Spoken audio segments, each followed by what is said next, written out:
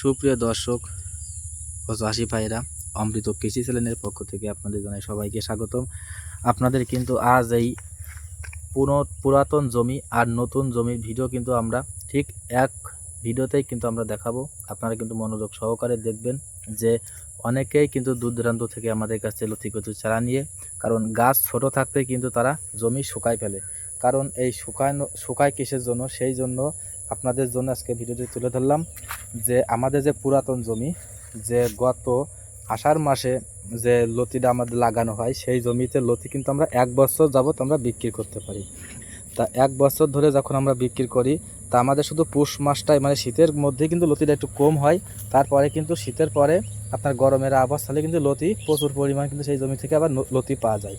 তা আপনারা যে জমিটা দেখছেন এখন, তা এই জমিতে কিন্তু আমাদের গত আষাঢ় মাসে লাগানো। তা যেহেতু শীতের পরে এই জমিতে নতুন করে জমিটা পরিষ্কার করে আমরা রেখেছি, জমিতে পানি দিয়ে রেখেছি, রাখতে রাখতে আমাদের শীতের পরে কিন্তু জমিটা অনেকটা শুকাই গেছে। তা এই পুরাতন জমি যদি শুকাই যায় তাতে কোনো সমস্যা নেই, কিন্তু আপনারা খেয়াল রাখবেন যে আপনারা সব সময়ের জন্য একদিন বাদে একদিন জমিতে পানি দিয়ে রাখবেন। এমনকি যে যদি পারেন তাহলে দৈনিক দেবেন, তাতেও সমস্যা নেই। কারণ এই জমিটা দেখছেন একদম পুরো শুকনো, আর এই শুকনো জমিতে যে লতিটা, যেহেতু এটা মাটির তলের থেকে লতি ফোটে না, এটা গাছের থেকে ফোটে।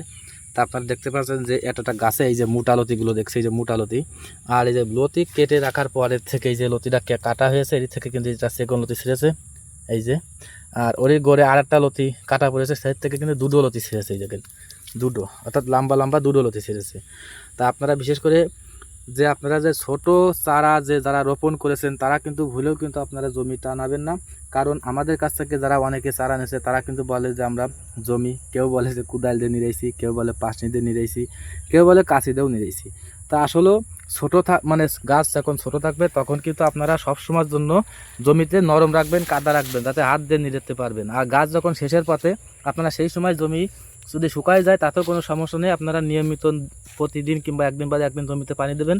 তা আপনারা কিন্তু সেই জমিতে প্রচুর পরিমাণে কিন্তু লতি পাবেন গাছ শেষ বয়সে। তা আপনারা এই পুরাতন জমিতে দেখেন যে প্রচুর পরিমাণ কিন্তু লতি ফুটেছে, সব কিন্তু গাছের উপর থেকে। দেখেন যে আপনার গাছের গোড়া থেকে কী পরিমাণ লতি। আর এই পাশে কিন্তু বিশেষ করে যেহেতু এটা উঁচু জায়গা, এই পাশে একটু আমাকে শক্ত বেশি।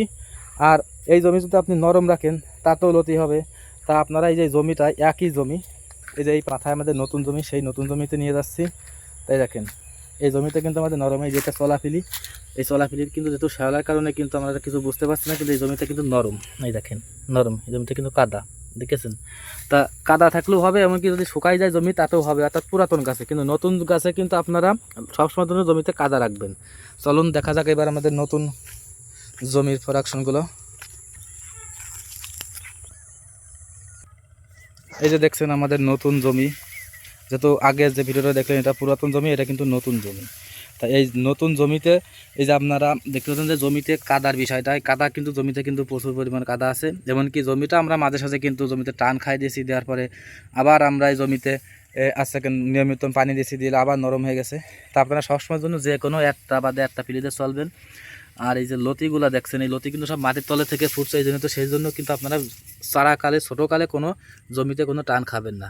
এক এক গাছে কী পরিমাণ লতি আপনারা নিজের চোখেই দেখেন, দেখেন নিজের চোখেই দেখেন এক এক গাছে কী পরিমাণ লতি, লতিগুলো লম্বা সাইজ সব কিছুই আপনারা নিজের চোখেই দেখেন। আর এই লতি কচু চারা কিন্তু আমরা সারা বাংলাদেশে কিন্তু আমরা ডেলিভারি দিয়ে থাকি।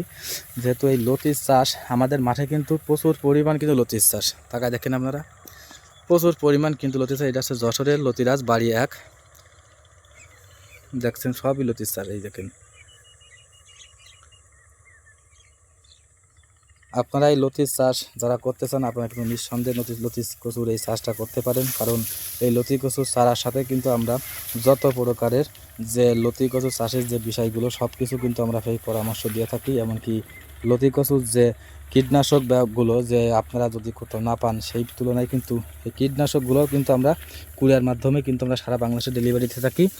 তা এই যে লকেন যে আমরা কিন্তু লতি ছেড়েছে, তা এই জমিতে যে কতটুক জমি এবং কি কত শতক জমি, যে কত মন লতি সর্বোচ্চ উপরে উঠেছে এবং কি কয় কাটা দেওয়া হয়েছে, সেই বিষয়টি যে এই জমির মালিকের কাছ থেকে আমরা জানবো। আপনারা নিজেই চোখেই আপনারা মানে দেখুন এবং জেনে নিন যে লতি চাষে লাভ আছে কি না নেই। তা চলুন, এই যে আমার কাকা, ইনি একজন লতি চাষি। তা ইনার কাছে শোনা যাক যে কাকা এই জমিতে লতি কবে উঠাইছেন? কি বারে উঠান জমি এই লতিটা? এই প্রত্যেক সোমবারে সোমবারে কাটি। সোমবারে কাটেন। সপ্তাহে তা একদিন। গত সোমবারে কত করেছিল লতি? গত সোমবারে উঠিল 55 কেজি। 55 কেজি। কয় কাটায়? 4 কাঠা জমি। 4 কাটায়, মানে 15 শতক জমি। 15 শতক জমি। আর আজকে কেন আপনার এই কয় কাটা দিয়েছেন লতি? 4 কাঠা দিছি। 4 কাটা দিয়েছেন। তা এই সপ্তাহে কতগুলো হতে পারে জমি লতি? এই সপ্তাহে 2 মণ হবে, 80 কেজি। 2 মণ 80 কেজি। তা এখনকার বাজার দর কিরকম যাচ্ছে? এই 60 টাকা করে। 60 টাকা করে। তা জমি আসছে কেন 4 কাটা, তাই তো? হ্যাঁ 4 কাঠা। সর্বোচ্চ উপরে কত মণ লতি উঠবে? এতে এক এক কাঠা এক এক মণ হবে। কাটায় 1 মণ হবে। 4 কাঠা 4 মণ হবে। তারপরে এই বাটা হবে লতি। আচ্ছা, বড়ি দিলি। তো দর্শক আপনারা নিজের চোখেই দেখলেন এই জমিতে কিন্তু এখনো কোনো জিবরেলিক অ্যাসিড কিংবা কোনো লতি এই লম্বা করানো কোনো ভিটামিন কোনো কিছু কিন্তু ব্যবহার করা হয়নি। আর আরও 1-2 কাটা দেওয়ার পরে কিন্তু সেই জিবরেলিক অ্যাসিড আর ভিটামিন কিন্তু ব্যবহার করার পরে কিন্তু লতিটা বেশি, মানে জমি থেকে বেশি ফলন পাবে।